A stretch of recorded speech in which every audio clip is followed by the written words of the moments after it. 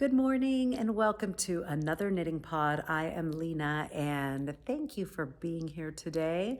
If you are new, welcome. I hope you are up for some chatting about fiber and knitting because I have so much knitting to share. And that is because I wasn't able to tape and post last week, so I do have to apologize to you returning subscribers. You know, I love you dearly, and the time we spent together every week is just one of my favorite times of my week.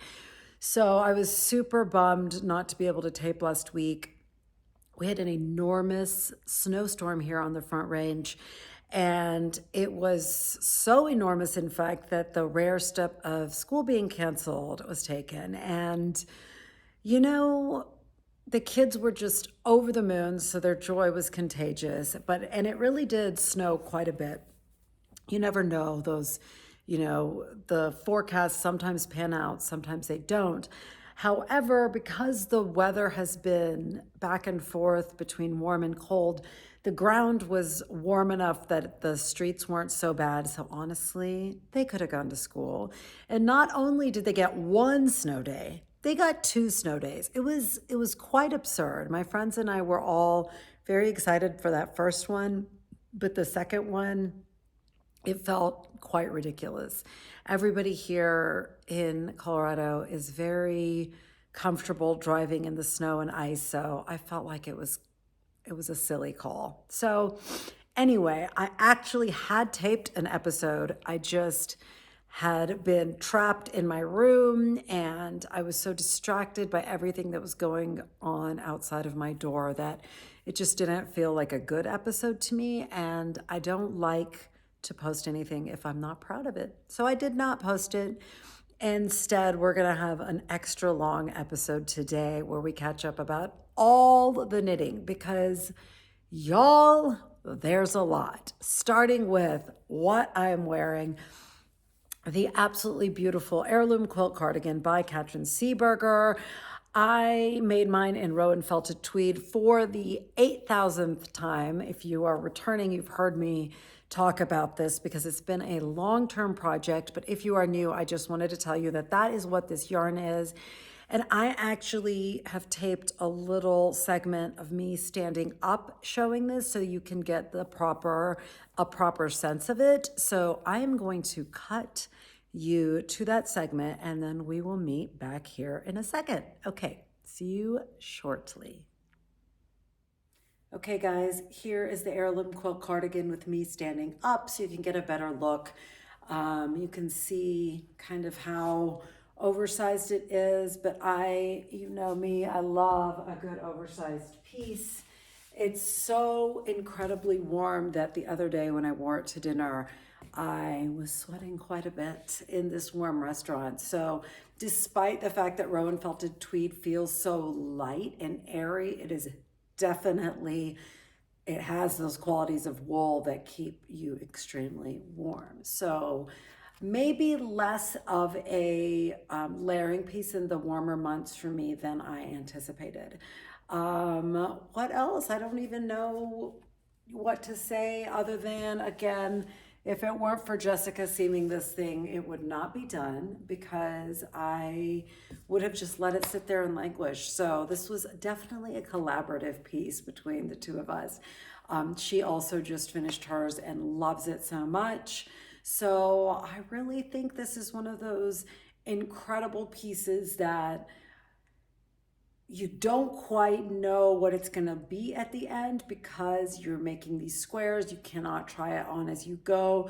So after you've done so much work, you finally get to try it on. And, you know, it's definitely a roll of the dice, especially since Katryn Seeburger is, I believe, a new designer. So it's not even that we could rely upon her being a consistent designer, but I have to say I feel like she hit it out of the park, and that's why a lot of people are making it.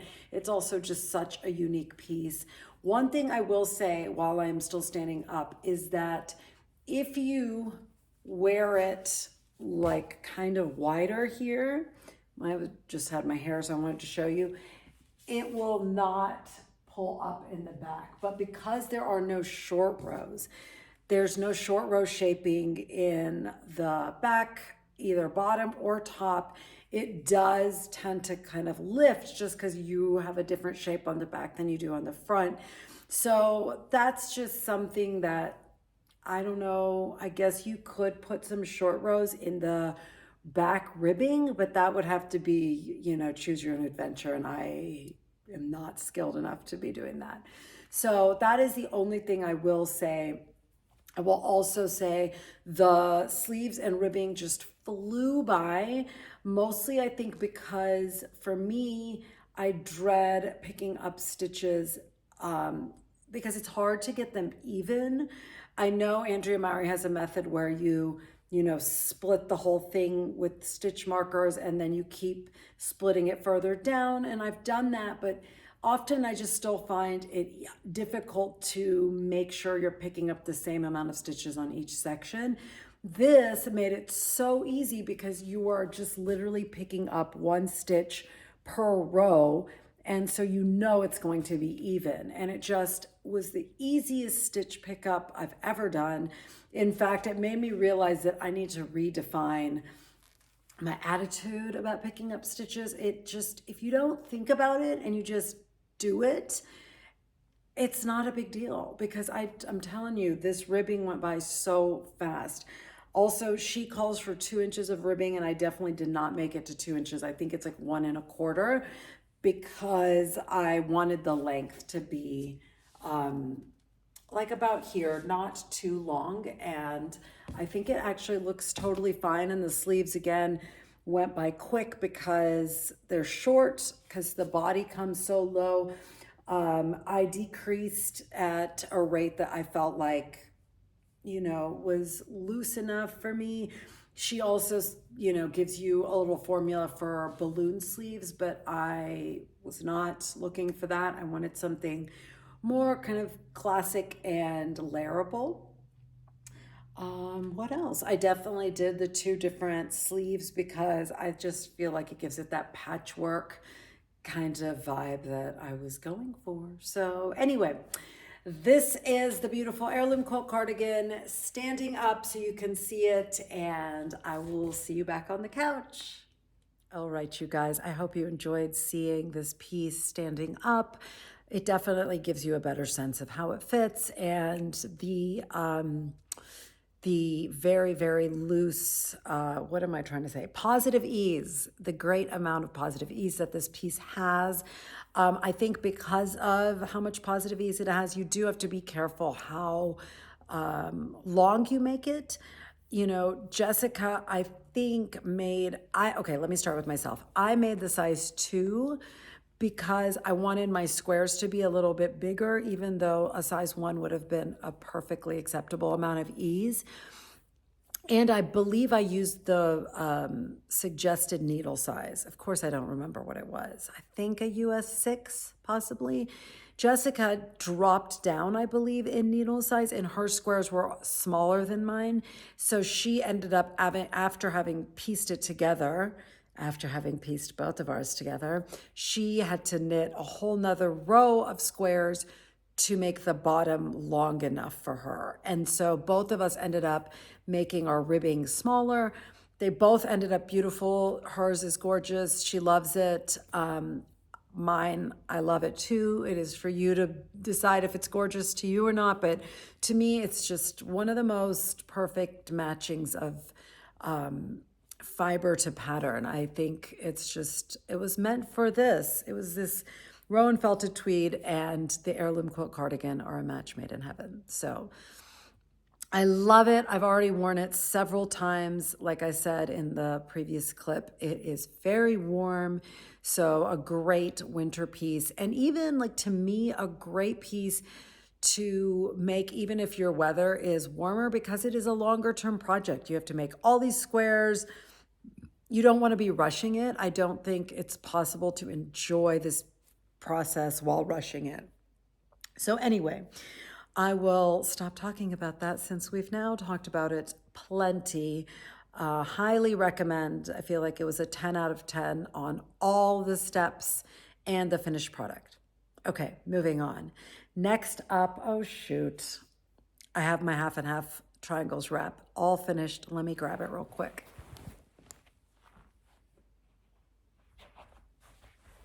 Okay, you guys, this is such an exciting thing to share with you. This is my completed half and half triangles wrap. It is ginormous. That is the technical term for how large this is. I am holding it double right now and I still can't fit. So like it's this entire thing doubled, okay? Again, I taped a little segment for you guys of myself standing up with it so you can see it a little bit better. But before I cut to that, I do want to say I put myself on a knitting deadline of sorts because of the 24 Birds MKAL by Helen Stewart that I am super excited that started yesterday, and I cannot wait to show you my progress on that a little bit later. But when I decided to do that, I believe there were about 2.5 weeks between the time I became obsessed with starting the MKAL and the actual start of the MKAL. And at that time, I had so many projects on the needles, you guys. I can't quite recall right now, let's see, 5 or 6, an insane amount. And I knew that I would not be able to start the MKAL and enjoy it if I hadn't cleared off some of my projects. So I kind of prioritized what I wanted to work on finishing, and I put everything else to the side. So if I hadn't had this deadline of sorts or this span of time that I was just really focused on completion, I might have been tempted to just bounce between my projects. That's kind of what I do normally, but normally I have like 3 projects on the needles, not 5 or 6. And I definitely kind of accidentally got out of hand with the number of projects. So I decided I was really gonna focus on one project at a time and just put out of my mind the other ones. I cannot tell you how well that worked.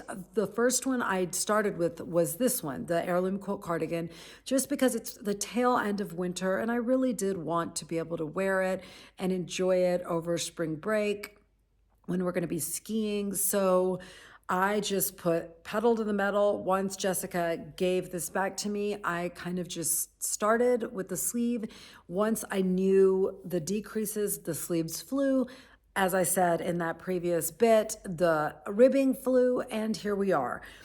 Way ahead of schedule. And so I decided that turned out so well to just have hyper focus that I turned to this half and half triangles wrap, and I was just hell bent on finishing it. And if you have made this project, you know that even though it looks like you don't have a lot of knitting left, you've got immense amounts because each row is a short row. So you're going all the way, wrapping and turning and going all the way back. So it is an enormous project. I can't even begin to imagine how many thousands of stitches of love I have created for my daughter. And it truly feels representative to me of how I feel about her, the love that you have for your kiddos, and she just loves it so much. And I'm really excited to see her, using it as a blanket at night and using it as a shawl during the day when she's kind of coming downstairs for breakfast. It is what I really wanted for her, a classic, timeless piece that will feel wearable to her forever. I have to say, one thing I worry about is snagging. I do feel like you have to be careful, and a 10-year-old is just inherently not going to be as careful, but I've just decided to let it go. If something happens, I will fix it. And in that vein, actually, when I blocked it and had it laying flat to dry, I realized I had dropped a stitch in the blue section and had just gone on not knowing, and it was just a drop stitch there in the middle of the fabric. So I did have to go back with a big, long piece of the linen quill and pick it up and kind of weave that end in. And because this fabric is so delicate and thin. You can definitely see that place if you hold it up to the light, but you really are never going to do that because this is such a giant swath of fabric that you're always going to fold it double to wear it. Nobody's holding it up to the light to inspect it. So it's just one of those things that the imperfect nature of something that is made by hand is part of what we love about it. Please excuse my coffee maker rinsing right now. Along the lines of it, the blocking of it, I was very concerned with the pink part bleeding into the blue, which would just break my heart because there is nothing you can do at that point to remove that dye that I know of. Maybe there is, but I don't know of it. And I know this yarn does bleed because I've used it before. So what I did was, normally I block my wet block in my tub in my bathroom, so it's enormous and I can let it lay out, but I wasn't going to be able to do that and keep the blue separate from the pink. So what I did was fill a bucket, and I put the bucket in a sink, and then I just squished down the pink as much of it as I could. So it was like pretty much all in there, and I blocked it with color catchers. Just, I know I didn't have to, but the color catchers turned like absolute bright fuchsia. Also, when I use color catchers, one does not work, okay? So if this were like color work and the colors were mixed and you were brave enough to even try to block that, I would put in like 8 color catchers. Maybe that's overkill, but in my experience, those color catchers really do a better job if you use a lot of them. And if you don't know what I'm talking about, it's these sheets made by the brand Shout, like Shout wipes. And it comes in a little box, and it's just these sheets you put in with it to catch the color that's bleeding off. I've had actually really good luck with them, but I was still not going to trust that alone with this. So then after an hour or so, I took the pink part out, did the exact same thing with the blue, but I didn't use color catchers. And then I laid it out to dry, and it worked so well. It was very worth, for me, the extra step and caution, because it's just so much investment of your time, energy, and love. It would just be such a freaking bummer if you had bleeding into that. It just, the point of this is just that crisp change between the two. And if you had bleeding, obviously it wouldn't be so crisp. This was a piece that even my husband was like, wow, that is so incredibly impactful. And I think, he's one of those incredibly sweet husbands that's tries to take an interest, but it seemed very genuine that he was, he could even see just how it just comes across, the work comes across, and it's deceptively simple. There is an impact when you see it. So anyway, now I'm going to stop talking and cut to standing shots of this piece and a little more chit chat, and I will see you back here in a second. Okay, we're doing another standing show and tell for the half and half triangles wrap that I also finished in the last few weeks. It is enormous, and it is getting caught in my necklace, and I don't want to snag. It is an enormous swath of beauty. You guys, I love it. I think it is so epic in scale, and there's so many ways to wear it. Like if you fold it like the way I have folded it now, it's kind of backwards. You can see the seam, but it doesn't matter. You can just get a peak of color, or you can split it half and half, which is kind of what I was doing earlier when I decided to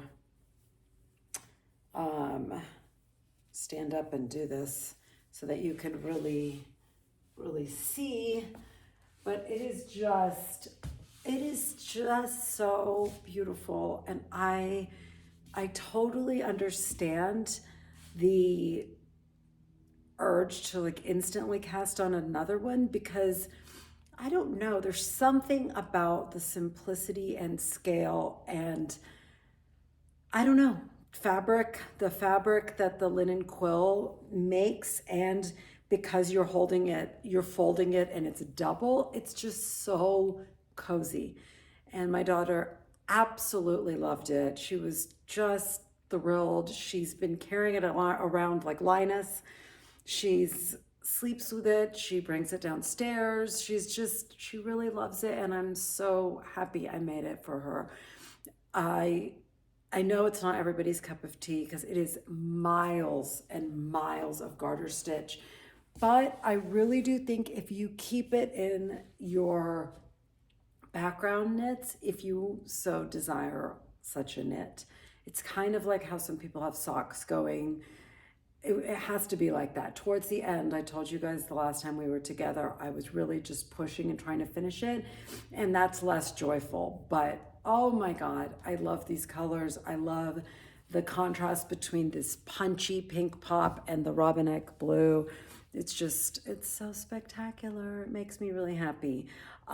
It also just reminds me, my family is Indian. It reminds me of a sari because it has that just hugeness about it, and it just, I don't know, it reminds me of that, and so I think it's a little nostalgic. I wish you could wrap this around yourself. If you are one of the people that are making these, then keep going, because I really do think the fabric is really special and very different than like a shawl like this. That's a heavier weight and you're not wearing it double. It's just, I don't know, there's something so classic about this. So I truly, truly loved it. I really do think this is like made for this yarn. So, and considering it's a very, affordable, generous quantity of yarn, and it comes on sale so much, I think, and the color range is just unbelievable. We've talked about this. If you are new here, if you want to go back, there were a couple of episodes. It might have been last year. If I can, I'm not promising this, but if I can find it, I'll leave a link. I'm terrible about show notes, as you guys know. I'm really trying to get better. But I would love to link you back to the episode where I just played with making different color combinations, because it was really fun, and it's a really fun episode if you want to check it out. So anyway, this is the Purl Soho half and half triangles wrap. 10 out of 10, super thrilled with the end result. And I'm not gonna lie, I'm really thrilled to have it off the needles, but there you go. I will see you in a second. Okay, we're back on the couch where we belong. I will say one more thing that I forgot to say earlier in both of those segments.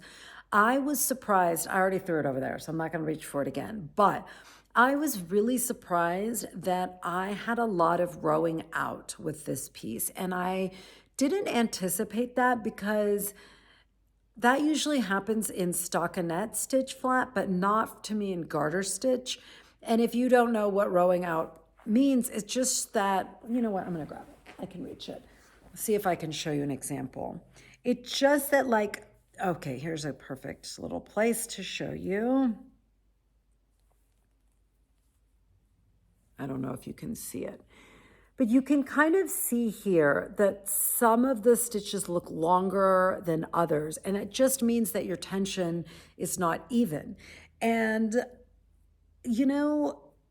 it's not surprising to me, I guess, when I think about it, because I assume our tension changes all the time and we don't know it. Like if we're stressed, or if we're knitting somewhere we're not usually knitting, maybe we're holding on a little tighter.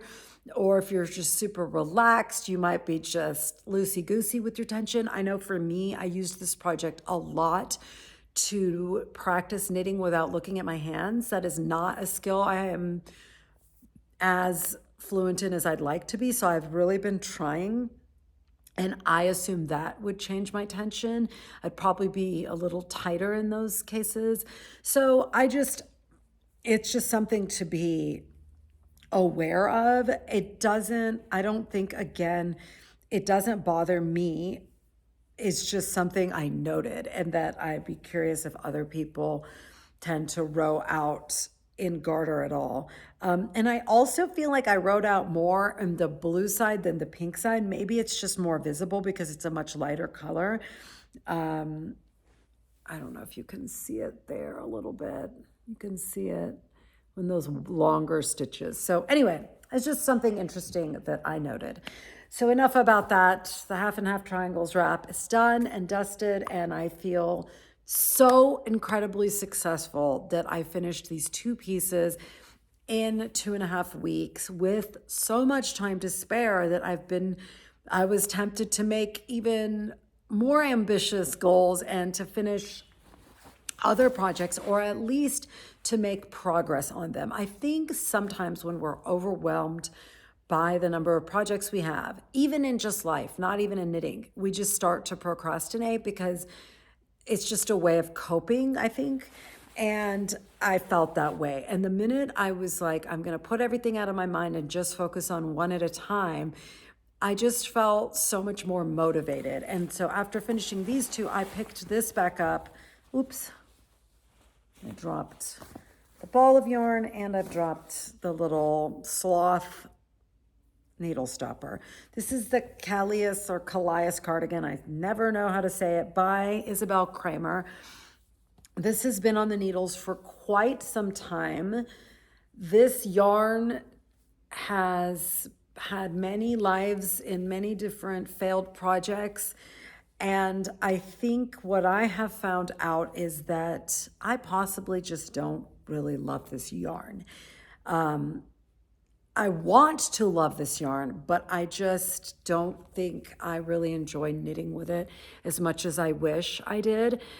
This is Julie Asselin in the Nurtured base. It's the worsted weight. There's also Nurtured Fine, which is lighter. It's just a very woolly yarn. It's beautiful, but it just doesn't have as much flow off the needles, even though I'm using my favorite Chowgu metal, stainless steel, whatever needles. I think part of it, now that I'm talking about it, is that I had to drop like 2 needle sizes to get gauge. And so I think I'm knitting, yes, I am, with the US 6 4mm. And I think that just makes it dense and tight, and it's just a little harder to work with. Maybe that's what it is. But I would be lying if I said I really love this project. I am determined to finish it. Even though it's a worsted weight, it just somehow feels like it's going so slow. Probably because I've been knitting the body for quite some time. I am very close to being ready to switch to the ribbing for the body. Let me just quickly remind you how this cardigan is constructed. The one thing that I loved about it, besides just the look of it, I love the look of it. I love this slip stitch ribbing, that it just looks so clean and cool. And the entire back panel is in this slip stitch ribbing. And you've got the collar here that's all slip stitch ribbing, but it tapers. And then you have the rest of it in stockinette.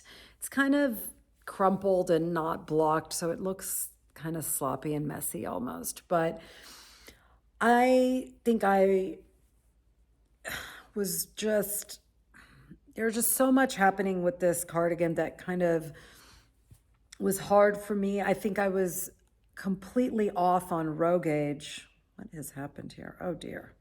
It's like this whole part has come off the needles. I'm gonna have to set this aside and pick those stitches up in a little bit, but I'm just gonna put it down here so the stitches don't fall off. What was I saying? Oh yeah, I was off on row gauge. So there was this whole part of the panels here that was really confusing because she doesn't address that. And in all the projects, it looked like nobody else had that problem. So maybe it was just me, but it was kind of like several things that I just had to kind of figure out and hope for the best. And then by the time I connected, I was so sick of it that I didn't read the directions carefully, and I kind of set the cardigan up a little bit wrong, but it's fine. I fudged it and it's fine for me. But because of that, the way she's doing some short rows at the very bottom, just very little short row shaping, but I think I'm gonna skip it because I want to be done. And because I messed up those markers, her short row instructions are a little confusing. And anyway, I'm just so tired of this project. I really want to be done. I'm thrilled to pieces that the collar is built in and that I don't have to do much. I just have to finish the bottom ribbing and then do the sleeves, which are going to be very simple. And then it's done. And I know it's going to be a piece I really like. I really think it's going to be wearable. Like, this is amazing, but come on, this is not like a basic. If you wear this, people will remember. Not to say that there's anything wrong with re-wearing things. I do all the time.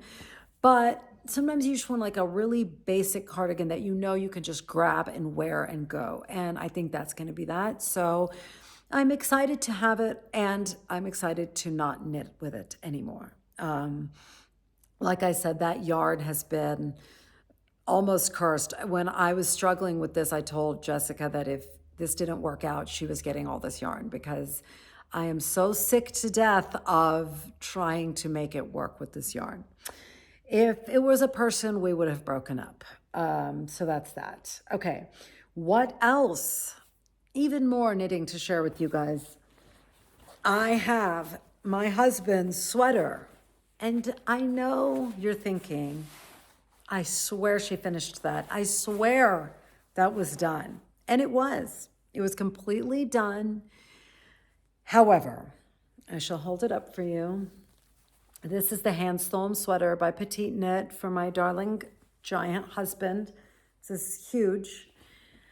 I had finished the sleeves and I thought I was being super clever because I stopped the sleeves about here on him with the intention of wet blocking it, allowing it to dry, and then doing the ribbing so I could really judge how long to make the ribbing and that it would actually be the right length of the sleeve, because everything changes when you wet block. We all know that.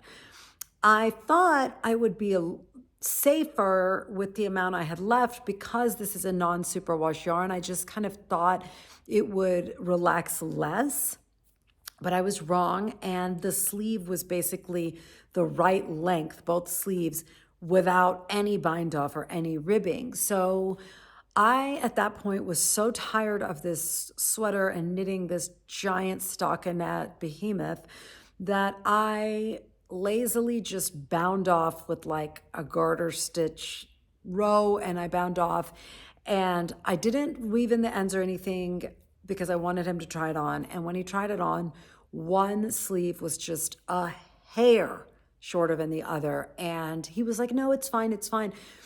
But it wasn't fine. Like, I knew it wasn't fine. It was going to make me very unhappy to have spent months and months on this sweater and then have this like fail at the end. It kind of felt like getting to the 26th mile of a marathon and then not finishing that 0.2 miles at the end. Like, it just was like, come on, man, get your life and stop being lazy. So what I did was I just set it aside. I didn't want to think about it. I needed a break.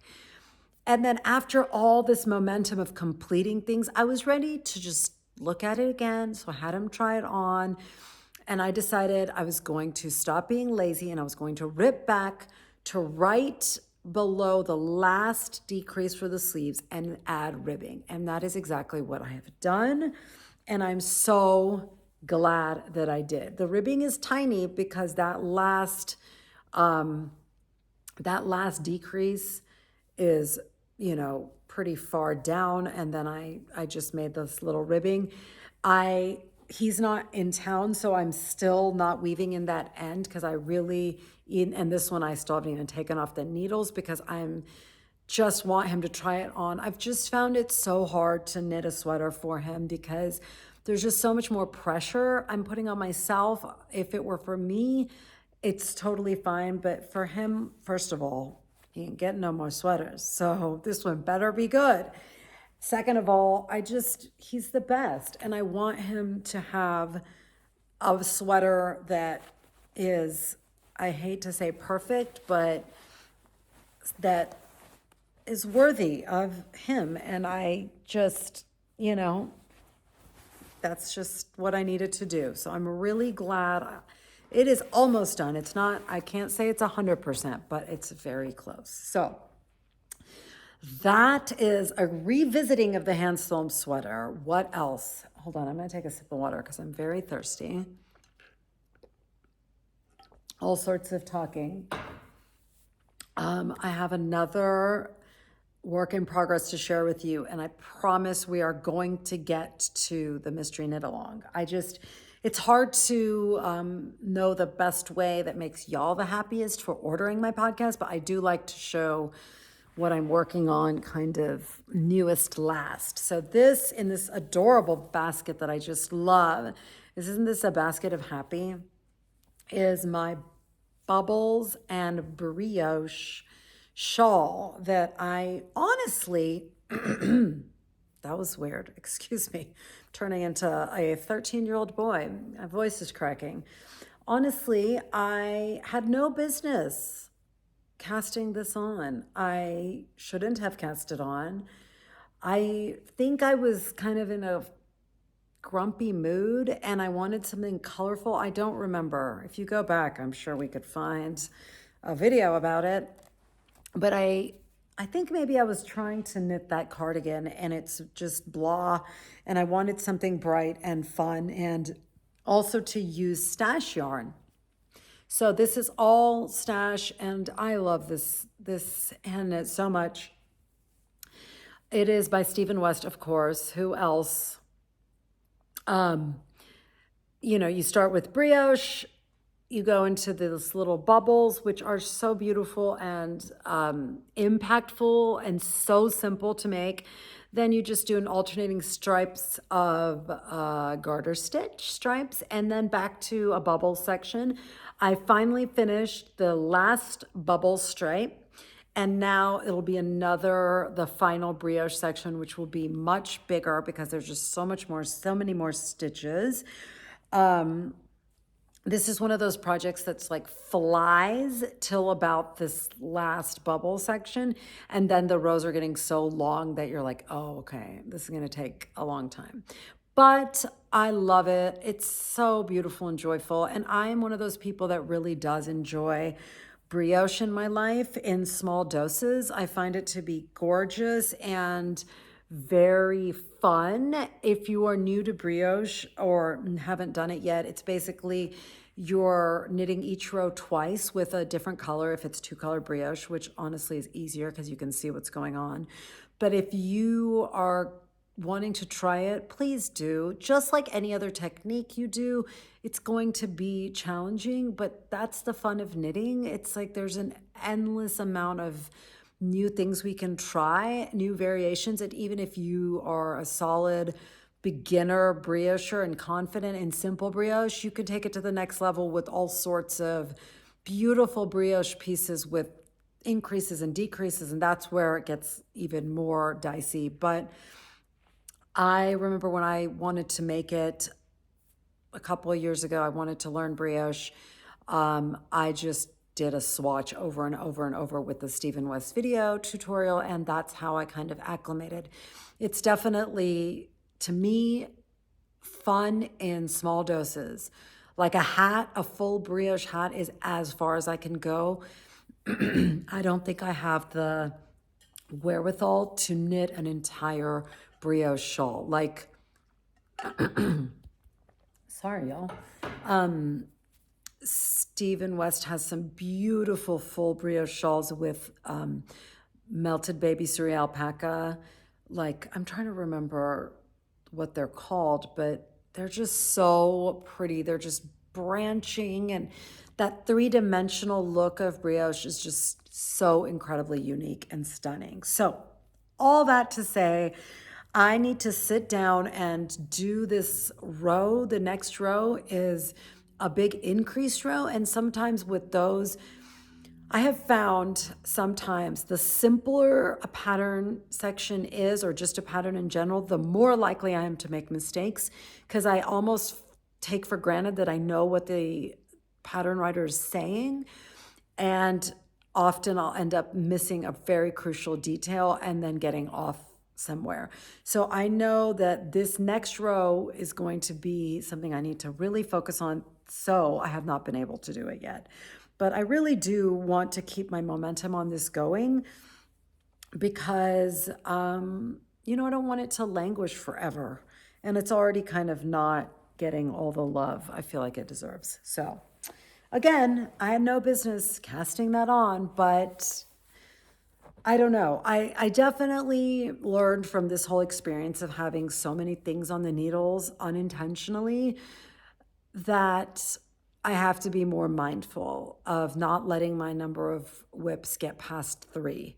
I think that's really the limit for me. And I'm almost tempted to say I should give monogamous knitting a try, but I just somehow, I find more joy in being able to toggle between projects because I'm not always in the mood for the same thing.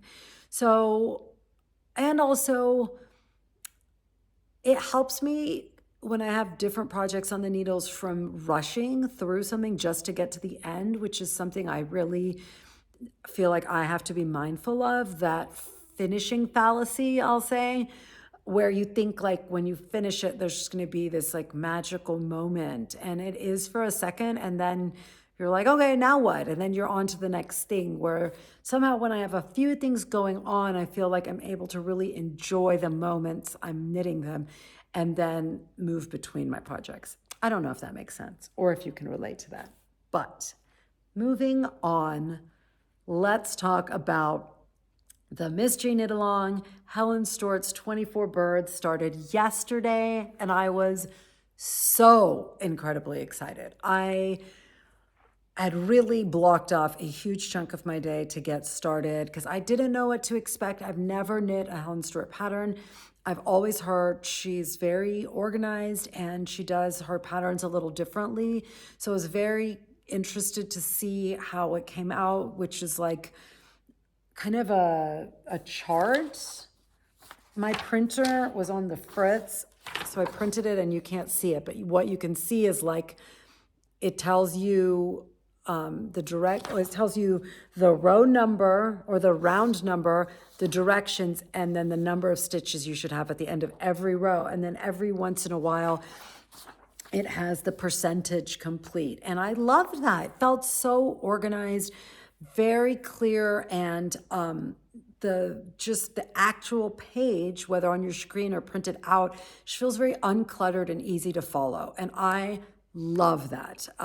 Just those kinds of things, those aesthetics make a difference to me in terms of how easy to follow it is. I also have to say, real quick, I know I'm going to show you, and it's over there, but I have one of those row counters or round counters, and I'm using that. It's by Clover. It's one of those little clicky things. I found that really helpful. I myself like to have a printed page on my Coco Knits board, but I don't have that right now. So I'm using the screen. So it's just a lot easier for me to remember what round I'm on if I use the round counter, because otherwise it gets really confusing. You're like, wait, what did I just do? Was I on 31 or 32? And that's classic me, because I'm always knitting and then jumping up to go do something else. I never get to just sit and knit. But anyway, here it is. Are you ready? It's still small, but this is, maybe I should give you a little warning that I'm about to show it. Sorry, I'm really new at this. Okay, I'm about to show it. So if you don't want to see it, you saw a little glimpse, but here she is. It is actually a round shawl, you guys. I have never knit a round shawl. It is very hard to show you guys this in a way that you can really understand what's going on. It's all squished up because that's just kind of what lace does. So I don't know if you can see the pattern. It's kind of like reminds me of branches, or leaves, actually, very much leaves. And what I love about that is, I'm trying to show you. Can you see that? What I love is that this color that I picked reminds me so much. Sorry, my big dog is making funny sounds. They're actually very cute when she rolls around and grumbles, but What was I going to say? The dogs always distract me. Apologies.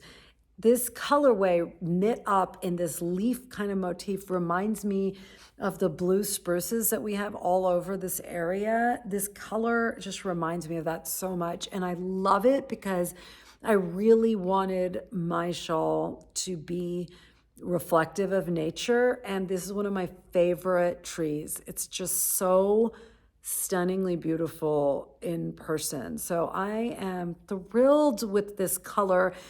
I used all Farmer's Daughter fibers. This is olive oil.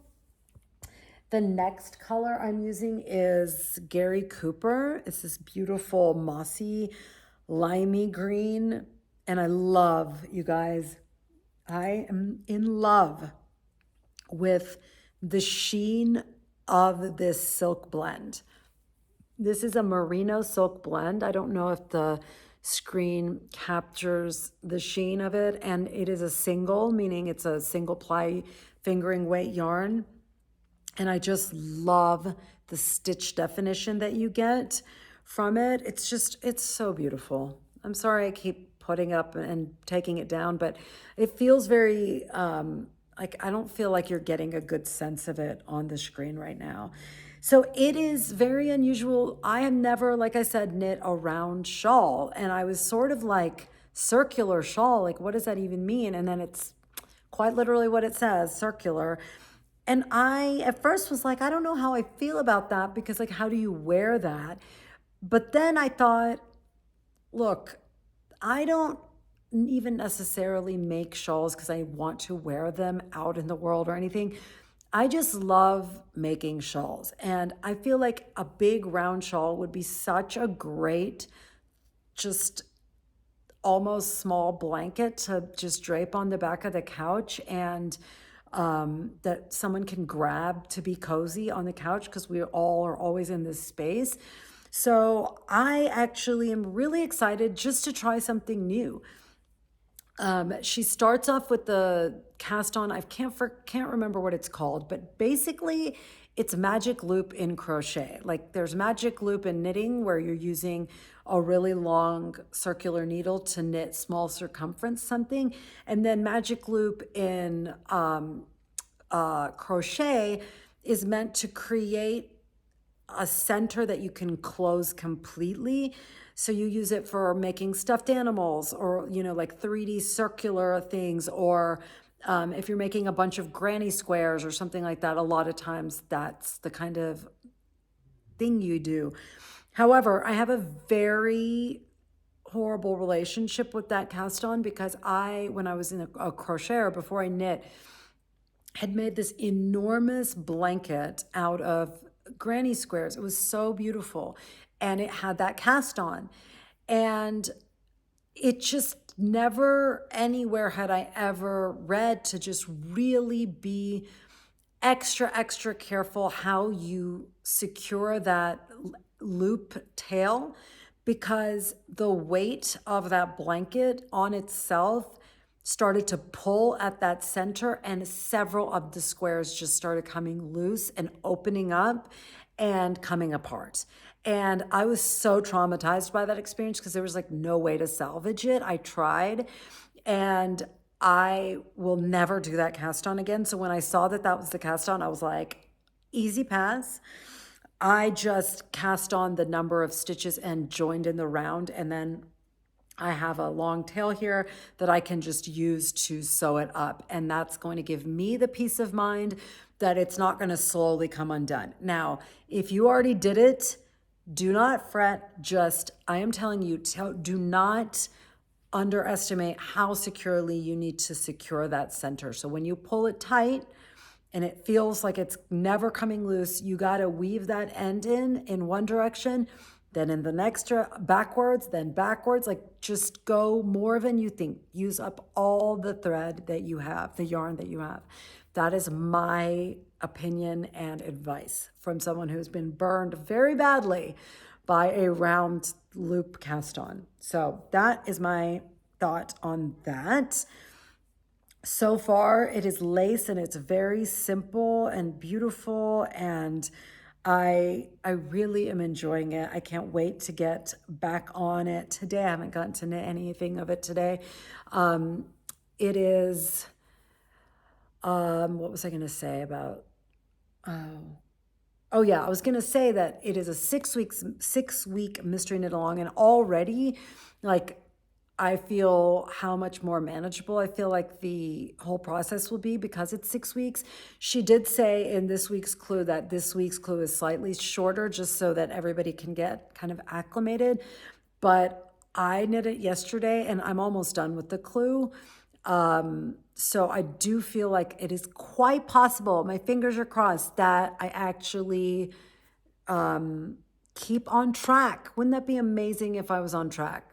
I think it would be. It would just feel good. So I'm excited. I was a little unsure what color order I was going to do, but then she writes that she's doing a fade with one kind of pop.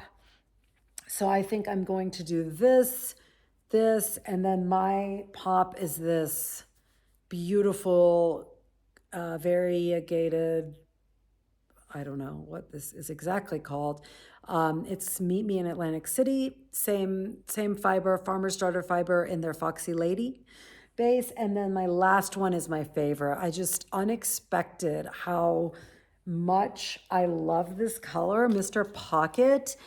It's just so beautiful. I love browns. I don't wear black usually. I love camels and browns as my neutral, and this one is just so pretty. I feel like the light is hitting it right now and you can see what I like about it. It almost like, you know, when you see an animal's fur, it has dimension, even if it's brown, or that's how I feel about this. It's like it has different dimensions and tones in it, even though it is like this deep kind of grayish brown. And it's just a really unique color. I'm really obsessed with it.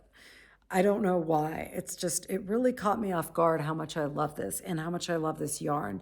The sheen of this yarn, again, it is Foxy Lady, 30% silk, 70% superwash merino. And it is 428 yards per 100-gram ball. That is a lot. So it is definitely a light fingering weight. I did drop my needle size to a 5 rather than a 6. I would have used a 6, but my 6s were in the Kallias sweater or cardigan, and I'm also just a really loose knitter, so I think I can drop to a 5 and it's okay. Because I don't want to take the needles off that cardigan because I fear I will never pick it up again. So, what else? I'm just looking at my notes to make sure I said everything I want. I hope you guys are joining in. If you are, I hope you're having fun. I am thinking about trying to start using YouTube Shorts to do some more daily updates, or at least maybe a couple times a week on my progress in case you guys want. I haven't done it yet because I am a technological caveman and I don't love trying to figure out new things. I would rather just be knitting. So I have to figure out how to do that, even though I suspect it's quite basic. It's the thing, again, I'm going to procrastinate, but I think it would be fun because YouTube shorts are only 1 minute long, and it would be fun to kind of do daily thoughts and updates since it's something that we're knitting together as a giant community. So if I do that, I will definitely let you know. I'll give you a heads up. So yeah, I'm thrilled that it started. I am also just able to truly enjoy it without any knitter's guilt because I made so much progress on everything else. And I do think, I think I could finish this clue today, depending on how much editing time I have today. And then the next clue wouldn't come out till next Thursday, so I'd have plenty of time to work on my other projects. So I do feel like I will make progress on other things. This won't be just at least this week. Maybe I'm just tempting fate and it's going to be like an immense amount of work, but hopefully not. Okay. I think that's all the knitting content I have for today, which is comical because there was so much knitting.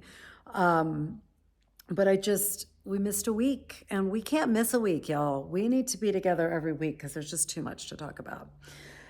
That is the end of my knitting content. If you are here for some life and books and non-fiber related content, I hope you will stick around for a little bit. I have finished a few books. A few books.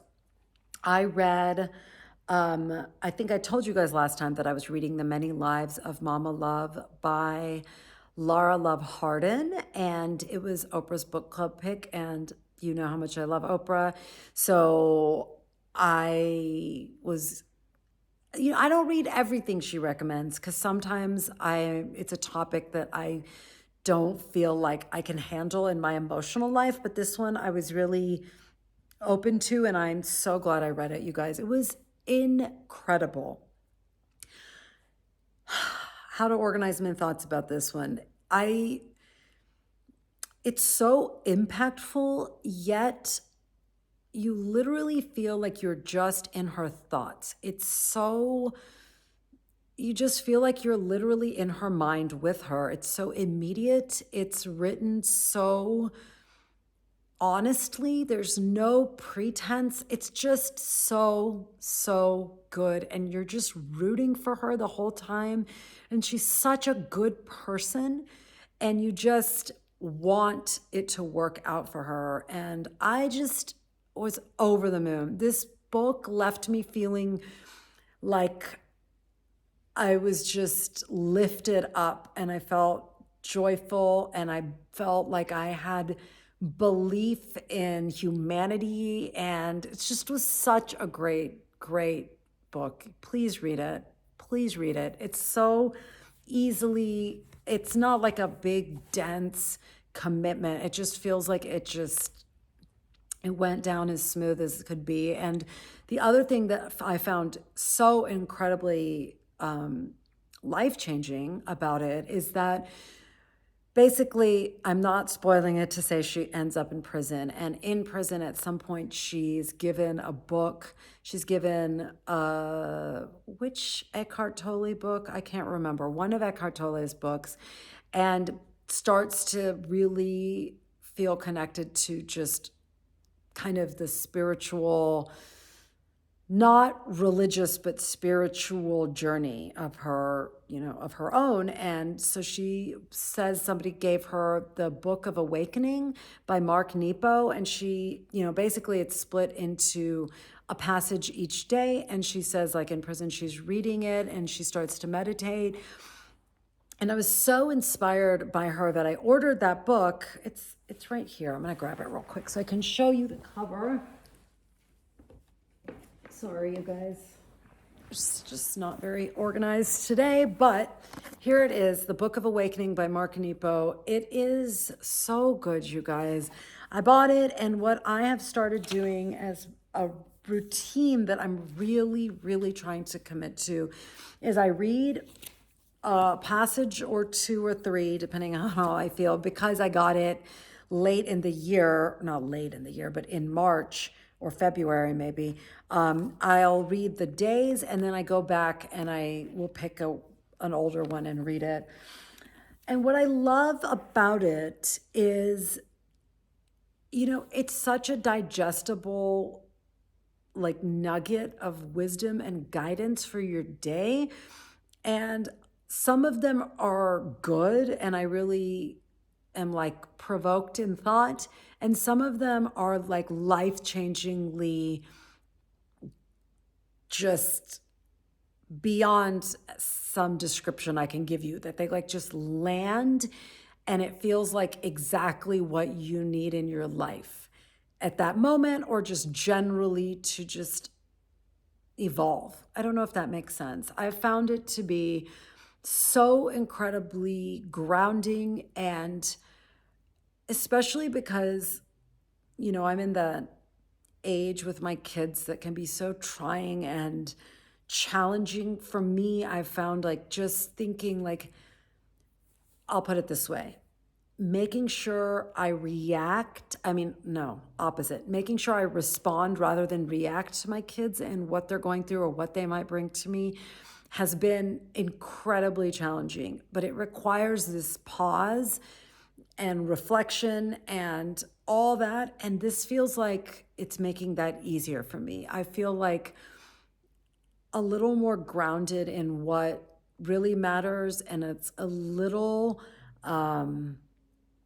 buffer against all the noise of the world that is complete nonsense that we're constantly getting in our lives, that just what matters when it's actually not what matters at all. This just feels like the antidote to that. And I really cannot recommend to you enough, if you are the kind of person that this all kind of feels that you're drawn to that, this would be such a good way to incorporate something into your life that is moving you in that direction. And that's what it felt like to me. So what I've been doing is, in the morning, I read a passage or two, and then I've been trying to meditate for 10 or 15 minutes. And 15 minutes is not a lot of time, but I wanted to start small so that I can, actually commit to it and do it most days. And if I miss a day, I don't beat myself up, because when the kids are at home on the weekends, it's so much harder. But I have to tell you, I'm really enjoying it. I cannot recommend that enough. I feel like that 20 to 30 minutes would be so well spent on you.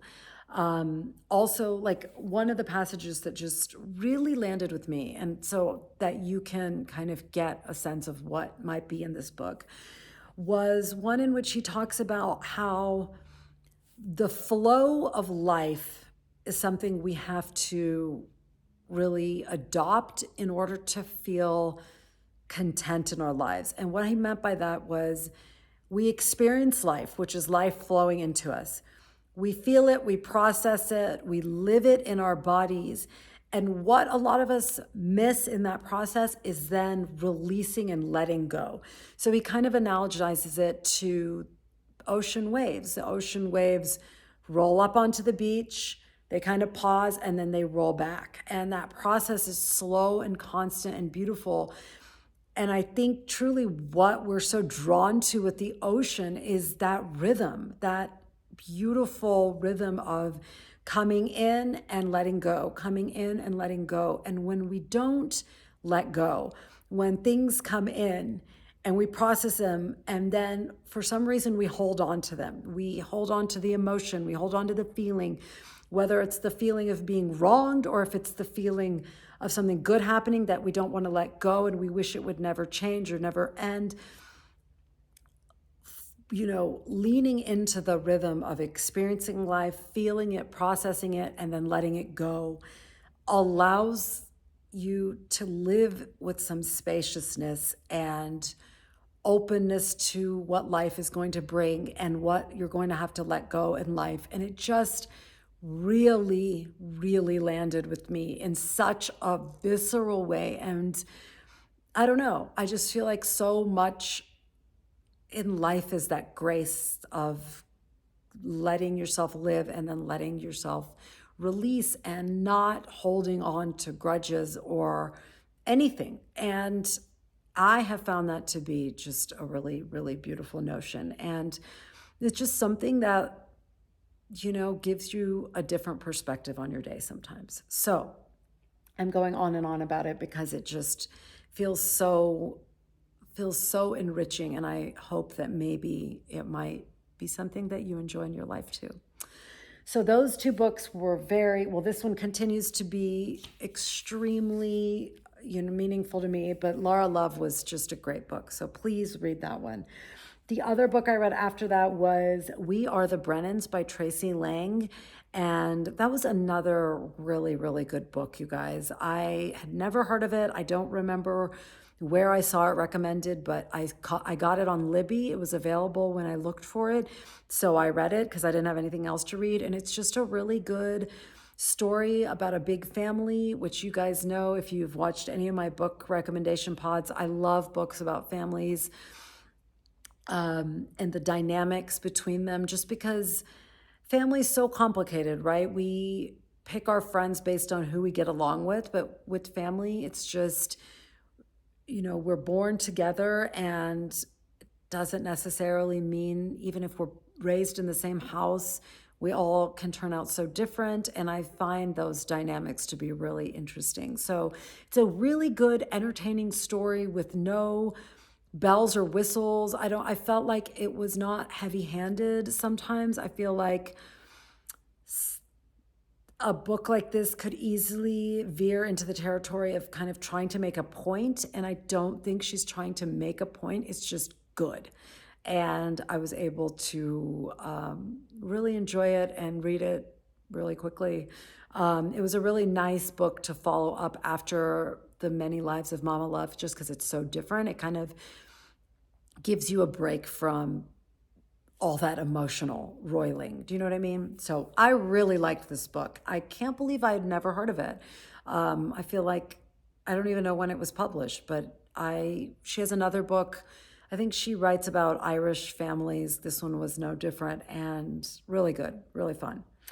What else? Then I tried to read Julia by Sandra Newman. It's a book that just came out, retelling 1984, the novel from a different character's point of view. I just could not get into it. So I did not finish it. I feel like life is too short to force feed books to yourself if you're not enjoying them. And this one just did not land with me. Maybe it will land with you. I don't know. It kind of just gave me an eerie feeling, which obviously the topic is very eerie and serious, but it just didn't land. I don't lean away from eerie and serious by any means, but it just didn't land with me. So I stopped reading that one. And instead, I was very, very excited about this book that came out Tuesday called James by Percival Everett.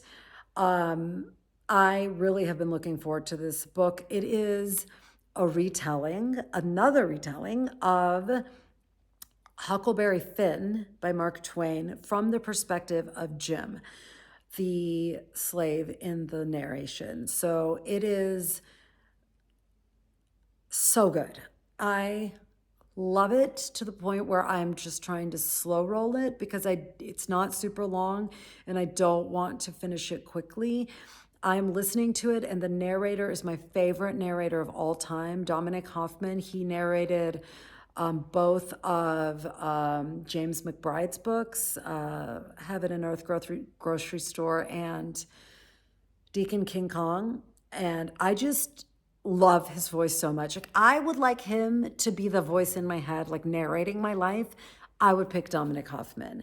He just has this deep, comforting, perfect voice.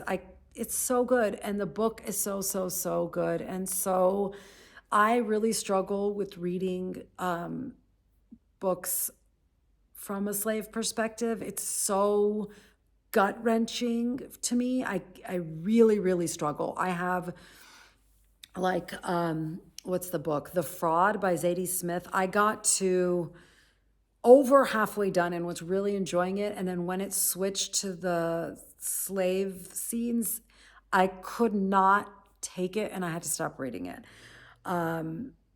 It's just, sometimes it's not worth the haunting that I feel afterwards. So I'm really trying to stay fortified and read this book even through the really tough scenes, because it's just, I don't know, it's too beautiful not to read. So I'm proud of myself for trying to stay the course, which sometimes means I'm having to like take a break and step away from it for a minute, but that's okay.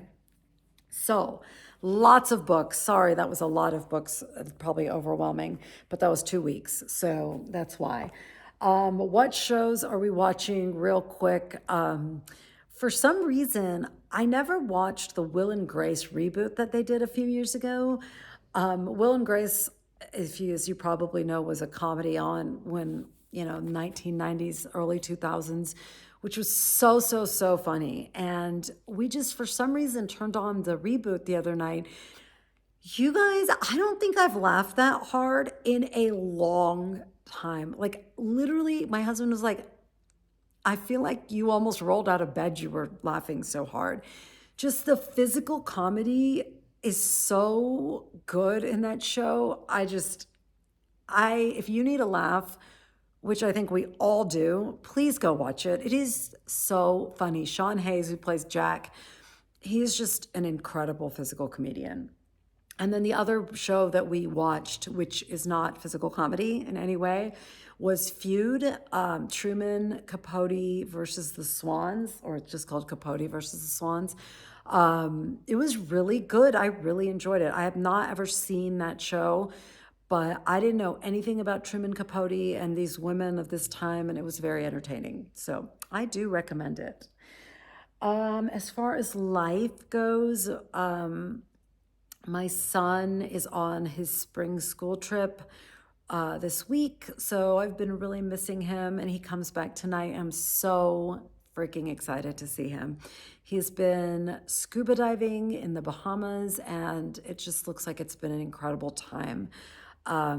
It's always hard on these school trips because there's no contact. I haven't been able to text him or anything, but it's great for the kids to be together with no phones, which basically, unless somebody takes their phones away from them, is never going to happen. So I really appreciate it. I think it's like one of the best things that we could give them.